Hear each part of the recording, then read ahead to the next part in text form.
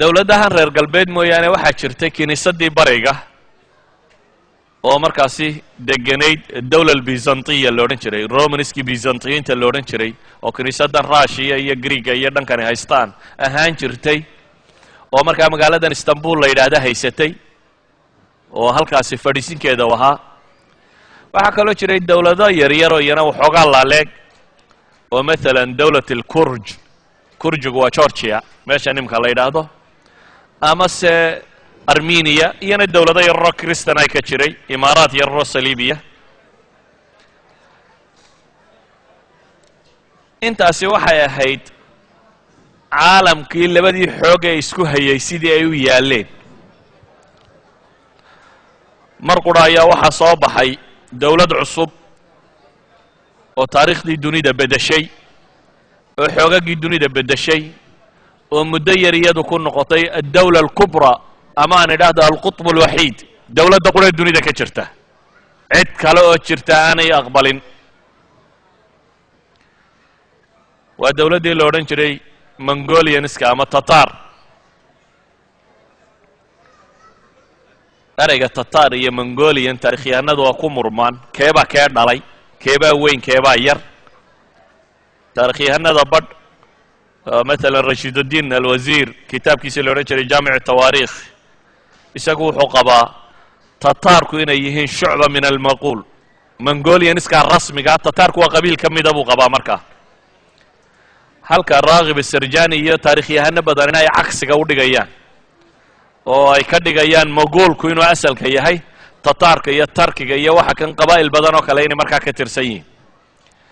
ala kullin labadan qabiiliyagaaba markii hore istilay Tatarka iyo Mongoliansku iyaga istilay dawladnimo isku haysteen akhiran waxa uu soo baxay nin boqor oo cusub oo la yiraahdo Genghis Khan boqorka cusub ee magaca la baxay magaca qaar waxay ku tarjumaan waa naanays waa sidii kaysar iyo magaca noocaas iyo kala waxay ku tarjumaanba kuwa wax tarjumaa waa qaahir dunya iyo amiir العالم iyo wax la nooca dunida ninkii ugu sareeyay isaga magaciisa rasmiga Temujin baa la odhan jiray Temujin ninkan la yiraahdo wuxuu ahaa marka la eego nin qaa'ida oo haliyeeya oo ciidan hogaamiya wuxuu kaloo ahaa baa la yiraahdaa abaabule bulsheed nin dadka kicin kara oo dad badani ku xidhnaan karaan wuxuu kaloo ahaa manaxe aan digigaxan haddii la maranayo Mongolia مثلا markuu qabsanayay qabaa'ilku markay istilayeen dagaaladu galay reer buu intuu jabiyay ayuu wuxuu yidhi madaxda qabta wixii madax oo dhan inta la soo qabtay 70 kamida nolosha igu kariya buu yidhi iyagoo nool baa la kariyay yani ninka madaxda sida uu fakaraya buu ahaa waa Mongolia gudaheeda markuu qabaa'ilku istilayeen oo boqortooyadan uu qabsan doono intuu qabtay buu 70 kamida yidhi hala kariyo iyagoo nool dheriga lagu rido ha karsamaan wuxuu ahaa nin dagaalyahana qaa'ida oo dad hogaamin karo ururin kara manaxa aan digigaxan ah oo agtiisa naxariiso oo lina Temujin agoonnimuu ku koray bay yidhaahdaan isagoo yar baabihii la dilay reerahooda la bay hoofsaday mar dambuu soo lufluftay waxa kan akhiiran boqorkaasuu noqday Temujin wuxuu isku dayay inuu boqortooyo fiican samaysto wuxuu ku guulaystay markaa inuu qabsado waddankii Mongolia la yidhaahdo dabeetana boqortooyadii Chinese ku durkay boqorradii Chinese ku iyana jabiyay China oo dhan buu qabsaday bari buu socday ilaa Korea tagay inta ka dhaxle kor buu socday ilaa Siberia qabsaday Siberia ilaa Korea dawlad al-Khwarizmiya dhinaceeda ilaa iyo China dhinaciisa dambe dawlad weyn oo inta leeg buu samaystay oo aad u ballaaran dawladdiisaas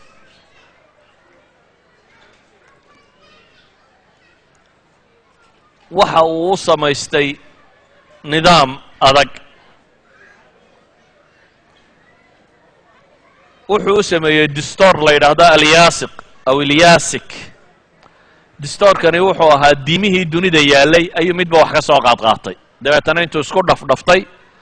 ayuu dhaqankoodii iyo hiddahoodiina wax ka mida ku dhaftay waa sidan dasaatiirtan iminka dunida taalloo kale diimaha iyo wax inta isku qasqasto wax dhisata yahuudiyada inbuu ka qaatay kristan inbuu ka qaatay islaamka inbuu ka soo qaatay dhaqankii qabiilkooda iyo wixii xeerarkay lahaayeen qayb buu ka qaatay waxa intuu isu geeyey ayuu yaasiqa u bixiyey kaasuu ku xukumay nidaam adagoo saarim ah maamul aad u adagoo idaariya buu waddanka u sameeyey wuxuu ku caan baxay waxay yidhaahdaan dagaalyahanadiisu iyo dagaaladu qaadi jiray waxay caan ku ahaayeen weerarka degdegta ah waxa la yidhaahdo yani waxaa la yidhaahdaa fardaha leeday ku fuuli jireen baa la yidhaahdaa si loo fudaydiyo farasku aanu wax culaysa u dareemin dabeetana wuxuu lahaan jiray baa la yidhahaa kumaankum ciidan ah oo fardaha leeda ku fuula oo ka dagaalami kara kumaankum mayl in ku dhadhow marka waxay dhahaan alxarb alkhaatifa waxaan maraykanku iminka yidhaahdo xuruub khaatifka ee laga gaadhsiiye meesha la dumiyo taas buu isticmaali jiray baa la yidhaha wuxuu lahaa nidaam kala dambayn oo aad u adag wuxuu ciidankiisa ku tababaray duruufta qaasiga ah inay aqbalaan good training baa la siiyey ah nolol rafaada inay aqbali karaan wuxuu kaloo samaystay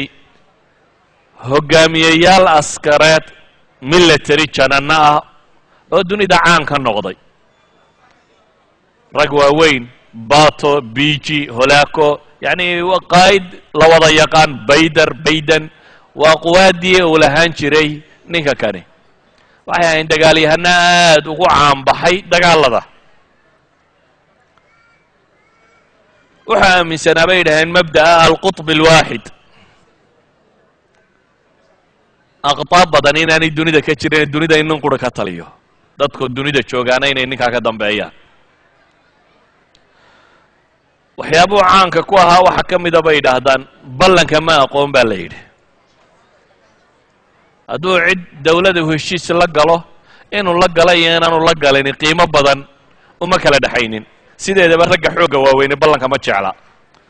haddii aan aakhiro qofku aanu ka baqaynin iyo rabbaa ku xisaabaya qiyaama jira iyo waa la isqabsanayaa sideedaba ninka xoogga weyni ballanka marmarsiiyo uma waayo lagu buriyo waxaanu isku dayayaa markaa galabta inaan soo bandhigo haddii ay suurtowdo burburkii dawla alkhawaarzimiya iyo si uga takhallusay xagguu ku socday filosofigiisu muxuu ahaa ma khilaafada cabaasiyiintu marka hore ku socday sidaa waa la sheegaa laakiin waxa macruufa uun ninka kani si kasta uu u fakerayay dawlad xooggan baa dhinaciisa iyana jirtay addawla alkhawaarzimiya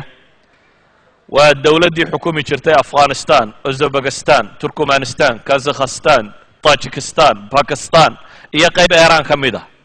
intaasuu isku haystay addawla alkhawaarzimiya oo muslima caasimaddeeduna magaalo orjanda la yidhaahdo orjanda turkmanistan bay ku taallay caasimad ayay halkaa u ahayd labada waddan waxaa ka dhexeeyey xusnuljawaar si nabadgelyaa in loo wada deganaado jankiskhan laftiisu bariga xasilintiisa iyo dawladdiisa dhisideedii ayuu mashquul ku ahaa china iyo dee kuuriya iyo indho yaroo dhan inuu ka takhalluso laakiin wakhtiyada ka mida unbaa waxaa dhacay waxaan laba filaynin isna marmarsiiyo u noqday waxaa dhacay dawla alkhawaarzimiya magaalo otrar la yidhaahdo oo bariga ku taalla xagga china u dhow ninkii xaakimka haystay labada dawladood maadaama heshiiskani uu jiray tujaarada ayaa si fiican ugu kala socotay baac mushtarkaa mari jiray xaakimkaasaa wuxuu qabtay tujaar mongolianisa tujaar maguulkii ka mid ah ama tataarkii ka mid ah dabeetana tujaartii oo dhan buu laayey waa ballanfuryo sida u taalla taarikh yahanadu sababo badan bay sheegaan qaar baa yidhaha jawaasiis bay hayeen qaar baa yidhaha maye isagaaba cid hoosta ka laysa u soo diray waxaasi waa iska mala awaallo qaar baa yidhaahdeen radin baa jirtay oo marka hore iyagu wax boobeen dabeetana waa loogu abaalguday waxaasoo dhamm waa wax iska qaldan